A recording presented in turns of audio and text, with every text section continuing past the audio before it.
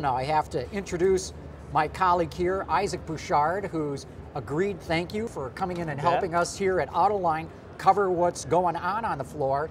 There's been a number of press conferences.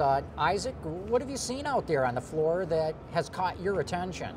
John, for me, it's all about contrast this year, at least this morning.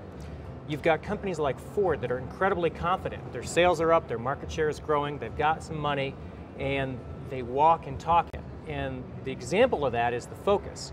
In America, we're finally getting the real deal. This great car they've had in Europe that we've never gotten, we're finally getting the same car the Europeans do. It's got cutting edge tech like a dual clutch transmission. It's got this incredible second generation sync system where the technology in it for user interface and for you and I is alike in cars that cost $100,000. I contrast that with General Motors. They seem to be a little bit at a loss of where they're going and what they should be doing. GMC makes a big deal about this new concept, and guess what it looks like? A Scion XB. You're talking about the GMC Granite. Yeah. I thought that was a little bit underwhelming. I mean, maybe they're trying to broaden themselves, but it might as well be a Scion from 3 or 4 years ago. I got a little bit excited about the new Buick Regal GS, which is their supposed performance icon, and it harks back to the GNX muscle car of, what, 2 decades ago? They don't even know if they're going to build it. And if they're really trying to lower the age of their demographic, I'm not sure they should have brought back the name Regal. Why not call it an Invicta or even an Insignia? It's based on an Opel Insignia. So that's a little bit of what I saw at General Motors.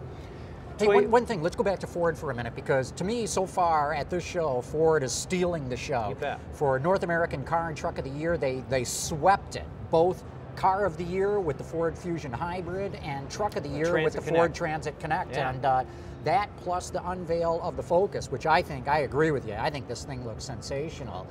So far, at least, you know, it's very early on the first day, but it looks like Ford has swept the show. You'll get no argument out of me. Moving on, Toyota wanted to remind us that they were early into the electrification of the automobile, as they call it, right? They've had test fleets running around for decades. And they wanted to let us know that with all that experience, they don't think electric cars are ready for prime time. So they've got a test fleet of plug-in hybrids coming out, but they're not ready to release them in production form, unlike General Motors with the Volt. And they showed a concept of a smaller one, the FTCH, which is their compact hybrid. It's a smaller Prius, which apparently will be a production car. But they seem a little bit nervous and apologetic about what they're doing, or maybe what they've got coming. They say a lot of things are in the works, right? By 2015, we'll have some type of fuel cell vehicle in production. But right now, I didn't see the confidence of a Toyota of 2 years ago, before all the negative publicity started for the firm. And I contrast that with the Germans. The Germans, they just exude this confidence. I mean, Germans do often anyways, but in this case, it's earned. Volkswagen is up in sales, they're up in market share. Hey, one thing we've got to check out, I got to get this verified. So far, one of the rumors out on the floor here is that Volkswagen globally outsold Toyota last year. So keep your ears open and eyes open for that too, because that's significant if Volkswagen is now #1 in the world, having surpassed Toyota. That would be remarkable. Their example of that was Walter de Silva's latest design, which is a coupe concept. And we may be seeing the production Jetta in 2-door form.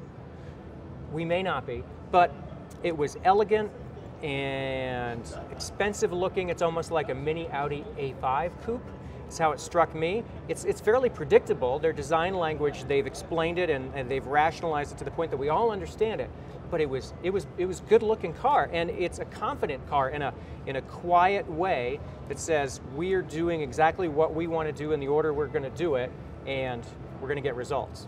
Maybe #1 in the world. And Walter de Silva, of course, the head of design at Volkswagen. Yes. Well, thanks so much for bringing us up to speed. However, briefly, we're going to have to bring you back at another point, but I know we've got our first guest up here. All right. We need to talk to him. I'll be back out on the floor. Okay, Isaac, thanks. Yeah, you're my eyes and ears out there for now. Thanks.